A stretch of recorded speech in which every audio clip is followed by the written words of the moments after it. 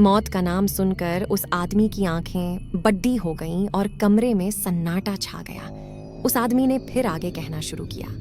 सुबह का समय था, अच्छी खासी धूप निकली हुई थी। सूरज ने उस जगह अपनी अच्छी छाप छोड़ रखी थी। वातावरण भी खुशनुमा था, जंगल वाला पहाड़ी इलाका और बहुत सारे घने पेड़ थे। सूरज की रोशनी उन पेड़ों के बीच में से निकलती हुई आ रही थी। उसकी थोड़ी दूरी पर पेड़ काटकर एक बड़ी जगह बनाई गई थी और वह जगह काफी खुली थी।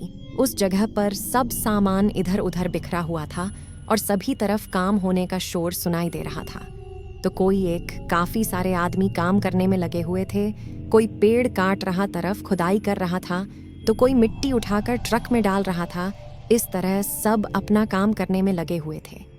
यह सब करते हुए सुबह कब शाम में बदल गई पता ही नहीं चला। एक एक करके सारे आदमी अपने घर की तरफ जाने लगे और उस जगह पर छोड़ धीरे धीरे कम होने लगा। लेकिन एक जगह पर अभी भी खुदाई की आवाज आ रही थी। एक आदमी लगातार कुल्हाड़ी के प्रहार जमीन पर कर रहा था। उसने अच्छा खासा गड्ढा खोज लिया था और वो गड्ढा इतना गहरा था कि वह आदमी उसमें पूरा उतर गया था। फिर भी वह लगातार खोदे जा रहा था। अरे कालू, टाइम हो गया है, अब घर चल। थोड़ी दूर से एक आदमी चिल्लाया। हाँ रघु, बस 5 मिनट दे, मैं बस ये काम पूरा कर लूं। इतना कहकर वाह, फिर खुदाई करने लगा। खोदते खोदते उसकी कुल्हाड़ी किसी चीज से टकराई। वह आश्चर्य से उस जगह पर देखने लगा। उसने सिर से उसी जगह पर वार किया तो फिर से वही आवाज आई। उसने कुल्हाड़ी को साइड पर रखा और मिट्टी हटाकर देखने लगा तो उसके सामने एक अजीब सी चीज आ गई जो देखने में पुराने जमाने की लग रही थी और उस पर कुछ पुरानी आकृतियां बनी हुई थी। उसने उसे बाहर निकाला और मिट्टी हटाकर सूरज की धूप में देखने लगा। उस चीज के ऊपर चमकदार लॉकेट जैसा कुछ दिख रहा था और सूरज की रोशनी में वह और भी चमक रहा था। उसने ढलते सूरज की तरफ देखा जो धीरे धीरे बादलों के बीच ढल रहा था और धीरे धीरे अंधेरा होता जा रहा था।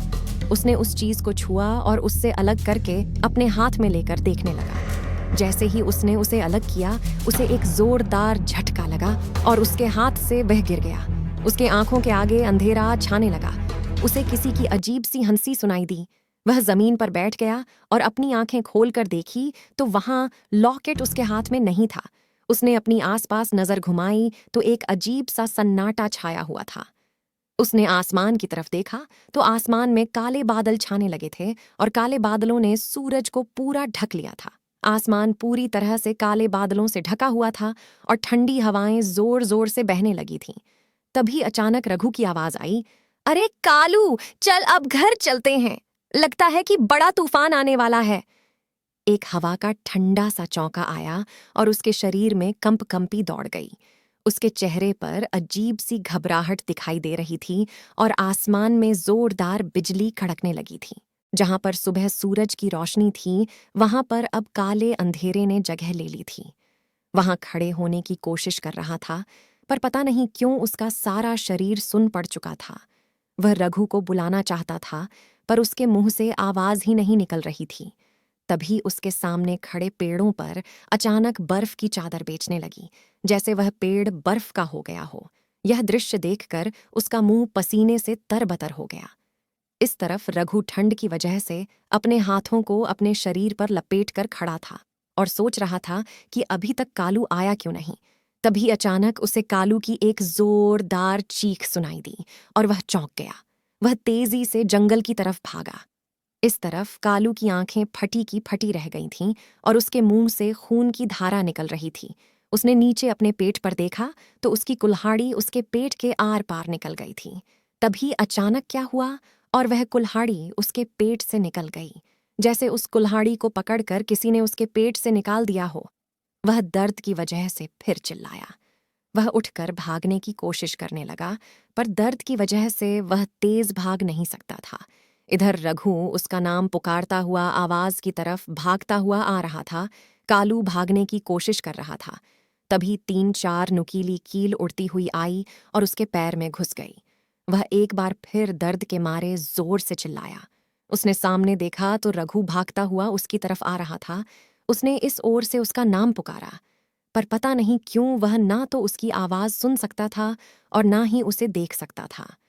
तभी उसकी कुल्हाड़ी उड़ती आई और उसकी खोपड़ी के आर पार हो गई। कालू सर के बल जमीन पर गिर गया। इस तरफ रघु उसको पुकार रहा था। तभी कालू का शरीर उस गड्ढे की तरफ बढ़ने लगा जिसे उसने खुद खोदा था। उसे देखकर ऐसा लग रहा था कि कोई उसके शरीर को घसीटकर उस गड्ढे की तरफ ले जा रहा हो। वह घसीटता हुआ उस गड्ढे में जा गिरा और उस गड्ढे में अपने आप धूल जम गई और वह पहले जैसा हो गया जैसे वहां किसी ने खुदाई कीजिए ना हो। इस तरफ रघु उसका नाम पकड़ता हुआ घने जंगल में होता चला गया। तो कालू मिला या नहीं? कुर्सी पर बैठे आदमी ने कहा। नहीं साहब, कालू का कुछ नहीं पता चला। पता नहीं वो कहाँ गया बोलकर वह चुप हो गया और होल में सन्नाटा छा गया।